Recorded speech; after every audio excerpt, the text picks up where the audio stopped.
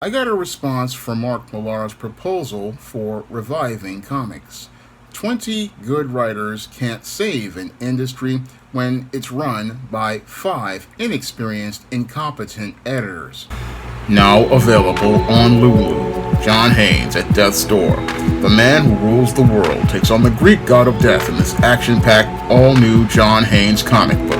Get your copy of the first John Haynes comic at lulu.com today. Recently, veteran comic writer Mark Millar came on Thinking Critical and made a proposal for Marvel and DC to save the struggling comic book industry and revive sales of modern comics. Now, according to Mark Millar, he believes that 20 veteran comic book writers need to come back to Marvel and DC and prepare runs on Marvel and DC Comics characters in order to revive sales of Marvel and DC Comics and breathe brand new life into the comic book industry. Now, a lot of people were cheering Mark Millar's proposed plan, but as a publisher with over 25 years of writing experience and 10 years of running his own publishing company, I can see a lot of serious flaws with Mark Millar's proposed plan. And the main reason why this proposed plan will definitely fail is because, yes, you've got 10 good writers at Marvel and 10 good writers at DC writing comics, and these are veteran writers. However, the same dysfunctional editorial infrastructure is at both companies, and it's that editorial infrastructure that is the reason why the comic book industry is in the dire place that it's in right now.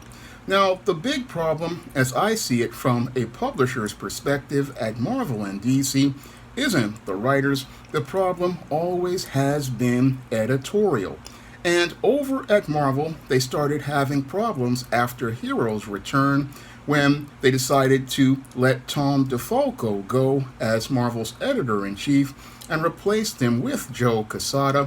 And with Joe Quesada in charge, there was no real plan to transition when legendary creators like Kurt Busiek and George Perez were leaving titles like Heroes Return's Iron Man, The Avengers, or books like Captain America, which Mark Waid had gotten straight.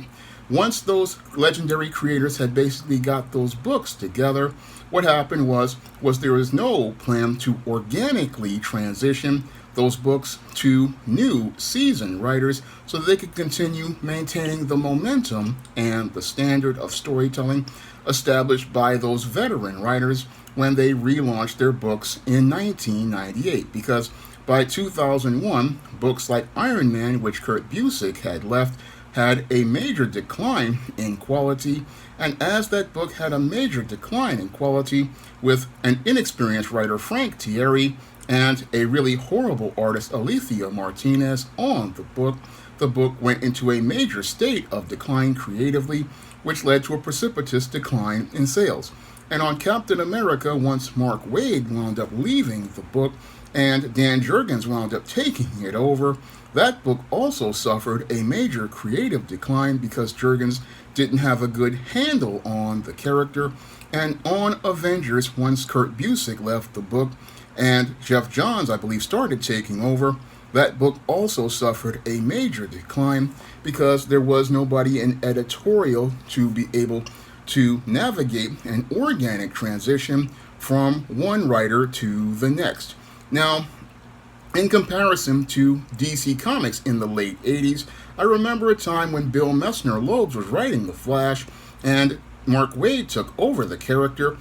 The transition was so seamless that you basically didn't feel any change of style of story because both writers were possibly talking to each other and maintained some consistency as related to the character. And even though there were two different writers, you never really felt it skip a beat. But with Marvel in the late 90s and early 2000s, that transition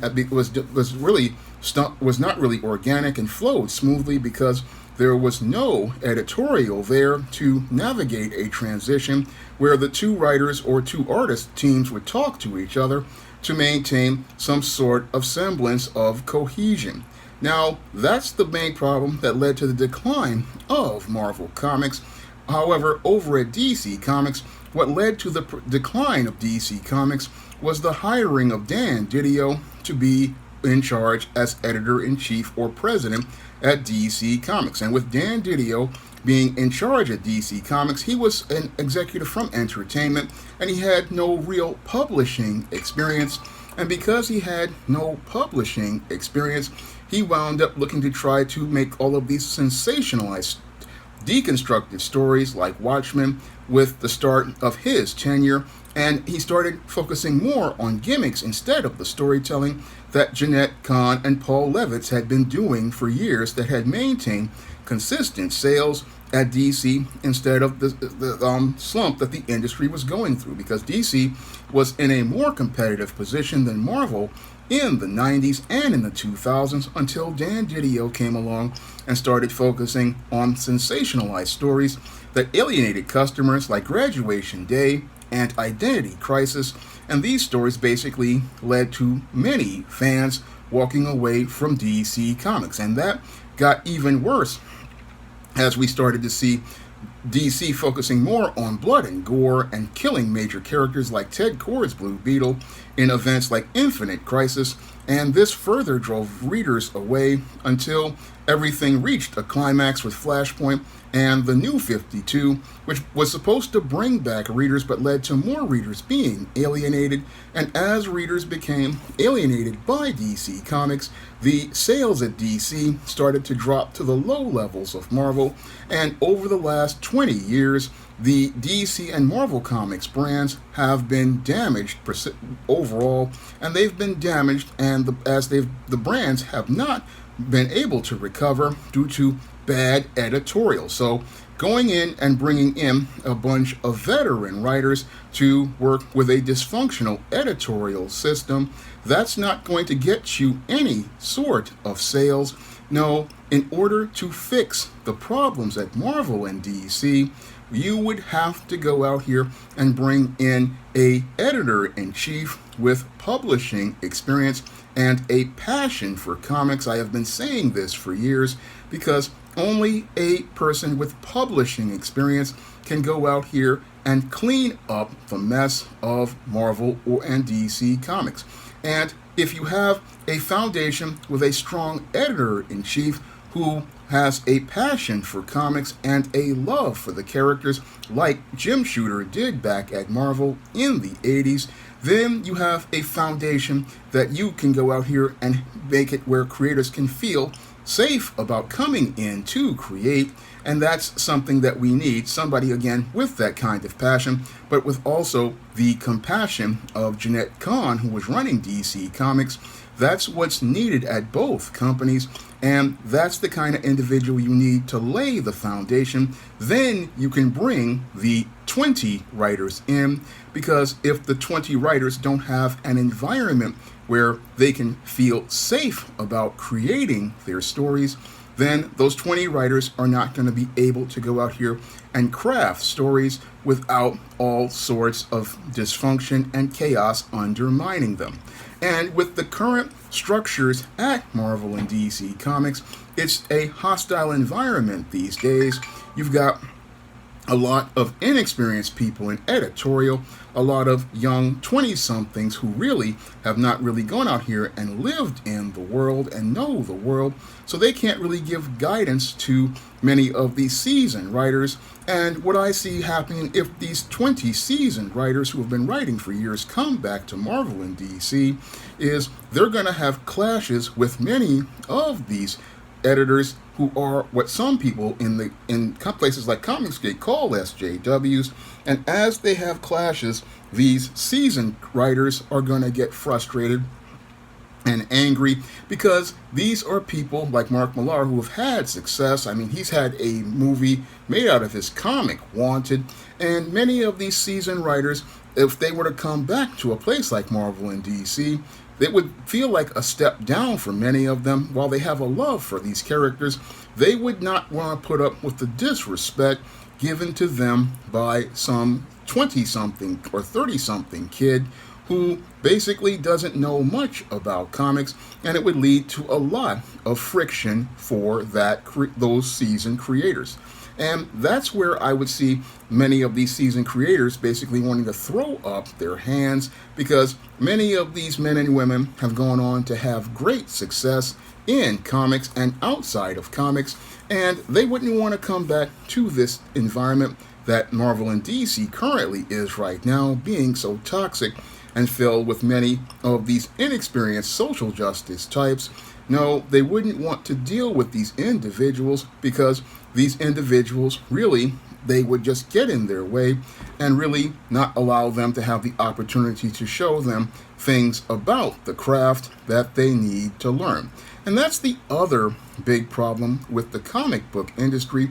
There was a big problem in the 90s, and that was the fact that there was so much focus on making all of these million-selling comics at places like Image and some at Marvel and DC, that no one was really focusing on teaching the craft of comics.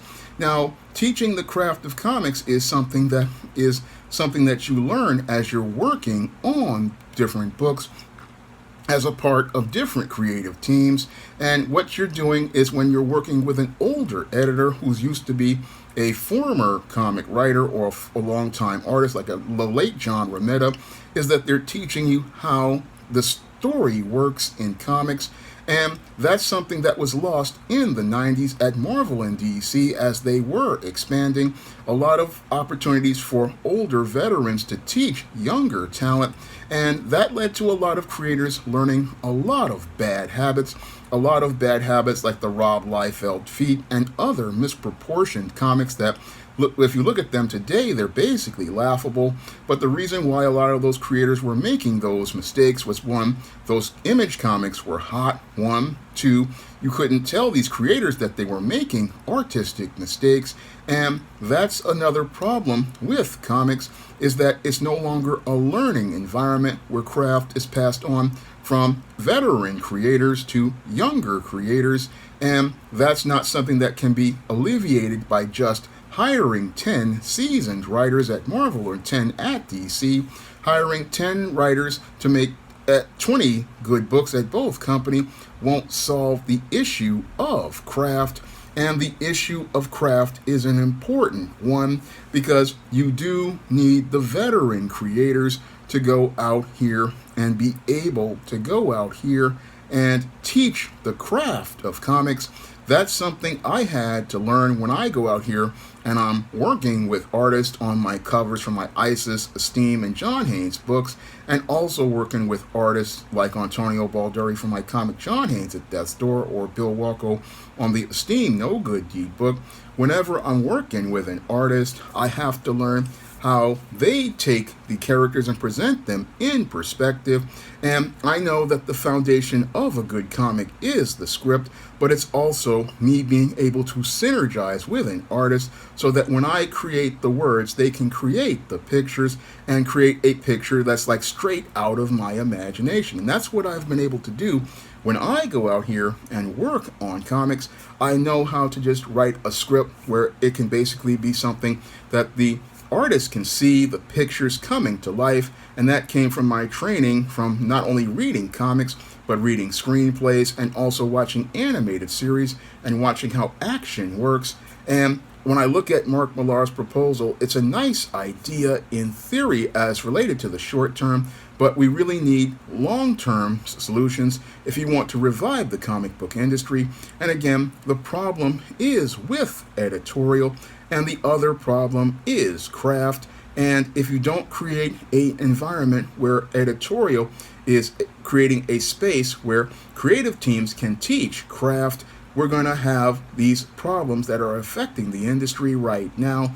And we're going to have those problems because, again, you just can't write your way out of years of continuity damage. You can't write your way out of bad editorial. No, you need to have a comprehensive plan, and you need a comprehensive plan in order to deal with many of the issues that have hurt the comic book industry over the last 25 years.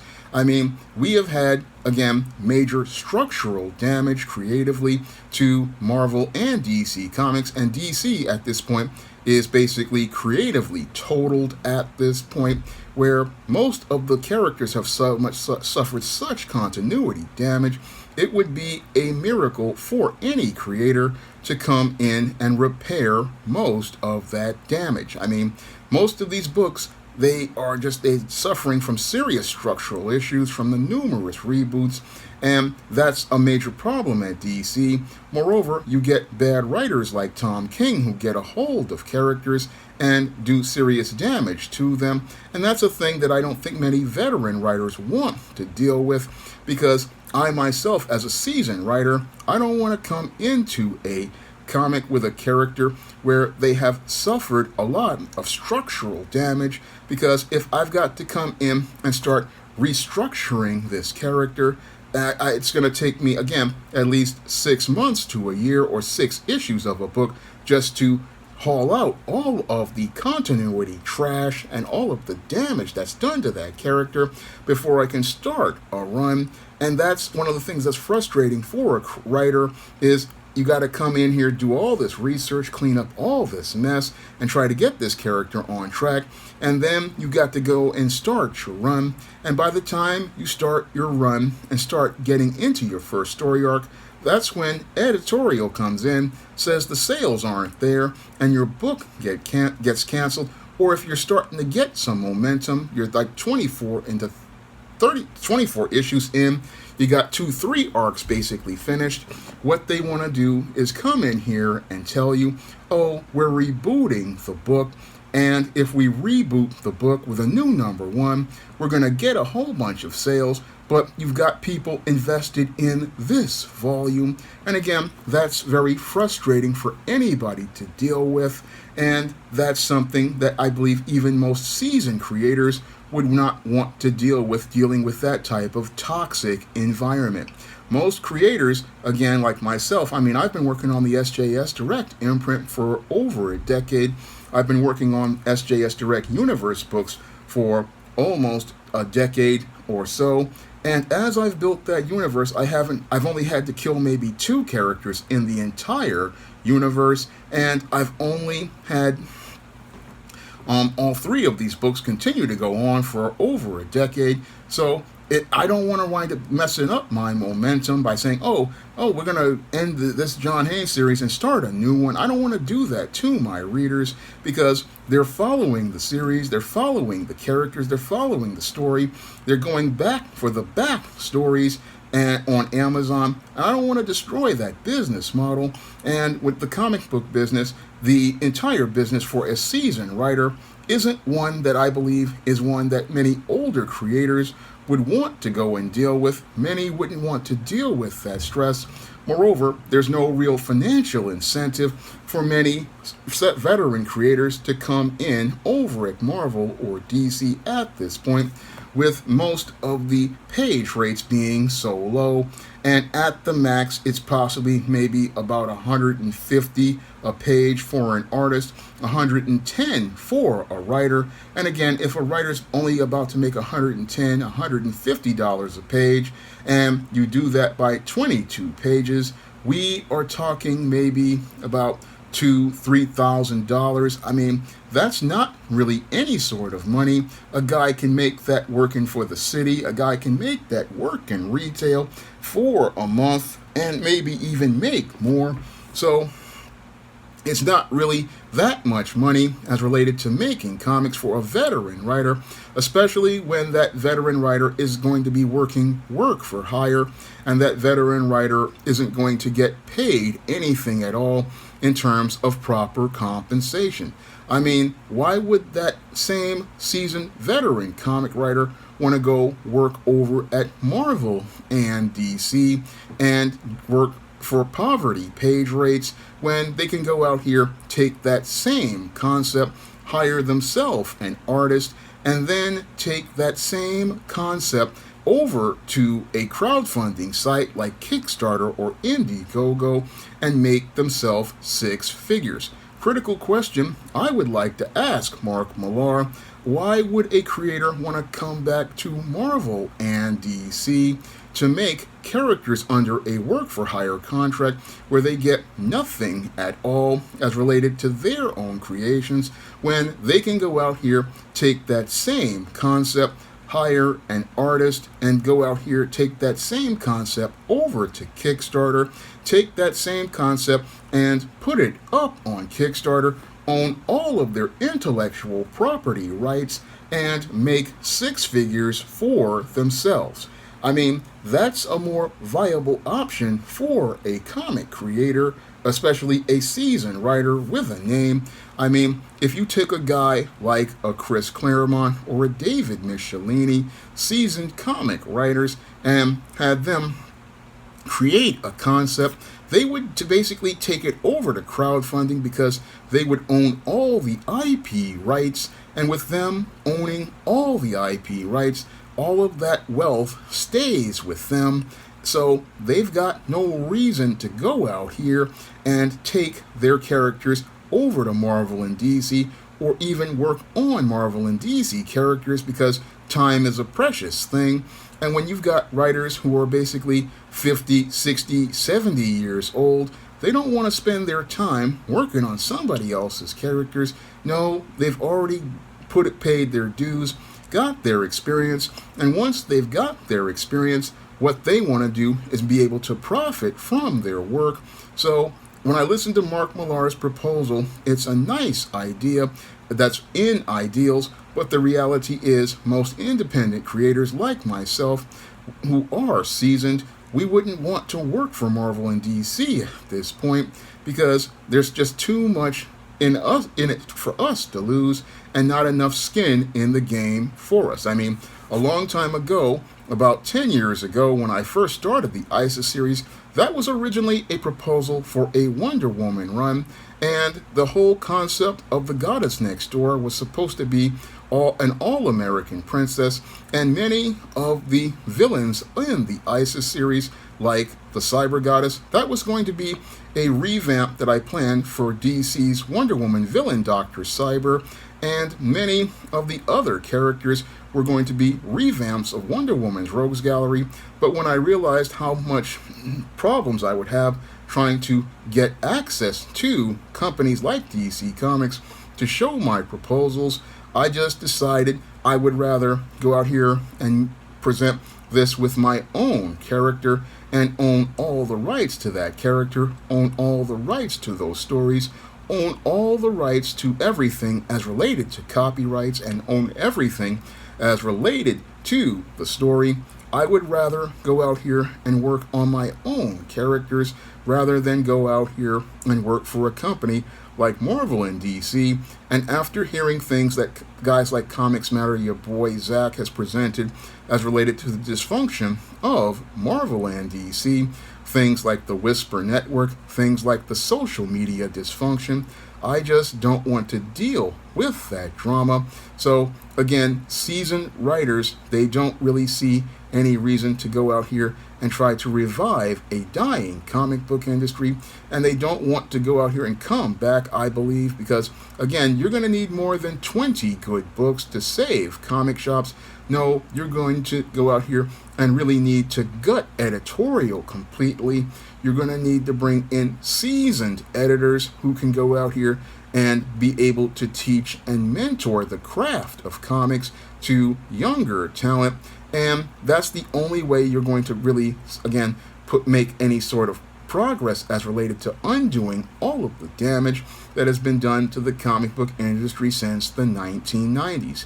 I mean, in the 90s, yes, we had a big boom with Image, but a lot of creators had learned a lot of bad habits all through the 90s, and that can be seen with the extreme art that was misproportioned and just completely ridiculous looking.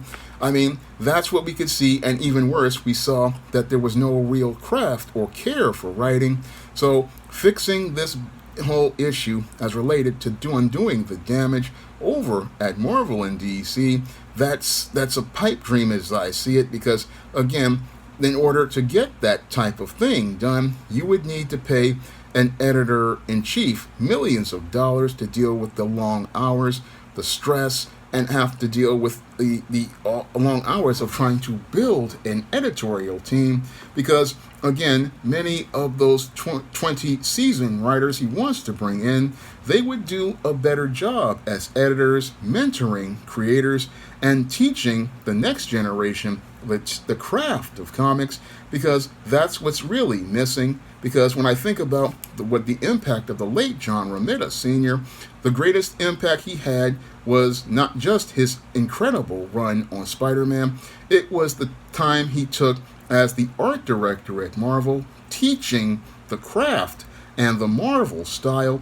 That was one of the greatest contributions that John Romita Sr. had, teaching many of the young talents how the house style of Marvel was done, teaching them things about proportion, teaching them things about perspective. And the same thing happens with the late Mark Gruenwald, who was an expert on the Marvel Universe. Mark Gruenwald, when he was alive, was a true master of the Marvel Universe, understanding what the characters were like and the voices of the characters. And then you had guys like Jim Shooter, who maintained order by insisting that characters stay consistent from book to book. So you would need an editorial team at both companies, not just a writer, because a writer really cannot work without an editor to guide them. And that is the big problem over at Marvel Comics and DC Comics that is hurting comic shops and the sales at comic shops. The big problem there is the editorial, and the editorial has been the problem for years. And I'd say even that the problems over at Marvel has been since Jim Shooter was fired in '87 and Tom DeFalco was let go around 2000 or so. That's when we started to see the whole consistency of the product start to slip at Marvel. And over at DC, when Paul Levitz and Jeanette Kahn left, and Dan Didio took over, that's when we saw the problems start to happen at DC. So the problem isn't the writing. No, the problem is the editing. And editorial is a complete mess at this point. And mixing up these so-called SJW woke editors with seasoned writers is like mixing oil and water, and instead of you getting a vinaigrette, all you're going to get is a bellyache, because many of these veteran writers, after working with these inexperienced individuals, they're just going to get frustrated and angry and realize that if they want to go out here and really profit, they'll take their concepts over to crowdfunding and go out here and make their money on crowdfunding rather than deal with the stress at their older age. Because I'm an older man, so a lot of these guys are about 10, 15 years older than me. And again, they're set in their ways, and they don't want to deal with that type of stress to try to fix an industry they've outgrown, because guys like Mark Millar, who have made movies and about their IPs, they're not going to want to go back to a company and deal with all of the stress and drama with many of these inexperienced editors. So when I look at this whole situation with Mark Millar, he's got an interesting proposal, but I would say that we need more than 20 writers on 20 books making 20 good titles. No, we need an editor-in-chief in charge who makes sure all the books are consistent the way Jim Shooter and Jeanette Kahn and Paul Levitz did. We need an editor-in-chief, because the problems at Marvel and DC aren't the writing. No, the problems at Marvel and DC are editorial, and they need a solid foundation in editorial if they want to get their business back together. My first full comic, John Haynes at Death's Door, which was a part of a successful 2022 Kickstarter, is now available on Lulu.com, and you can pick up a paper copy for the same price that people paid for the 2022 Kickstarter by clicking the link in the description box. And if you want to pick up my first digital comic, Esteem No Good Deed, that I did with Bill Walko, you can find that comic on Kindle for 99 cents right now on Amazon.com. And if you'd like to pick up some of the action-packed fantasy fiction on the SJS Direct imprint, like the ISIS series, the Esteem series, the John Haynes series, and the books of the Spinsterella trilogy, and my sorority novel, The Thetas, or my vampire novel, Eternal Night. You can find all those books on Amazon.com in paperback and Kindle format. You can also find them at other online booksellers like Smashwords, the iBookstore, Google Play, and Barnes & Noble.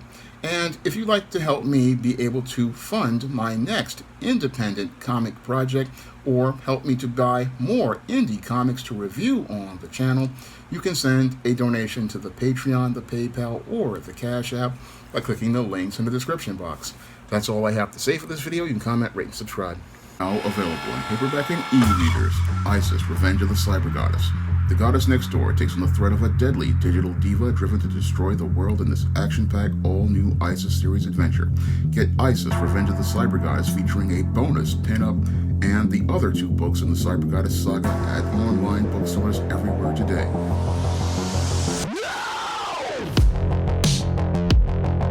Now available in paperback and e-readers, Esteem, Horror of the Hyena Woman. Hell's aspiring angel takes on a wicked werewolf in this action-packed, all-new Esteem series adventure. Get Esteem, Horror of the Hyena Woman in paperback and e-readers today. Support Black-owned and Black-operated digital broadcast media. www.niceradionetwork.com. Nice Radio Network, broadcasting 24 hours a day, 7 days a week.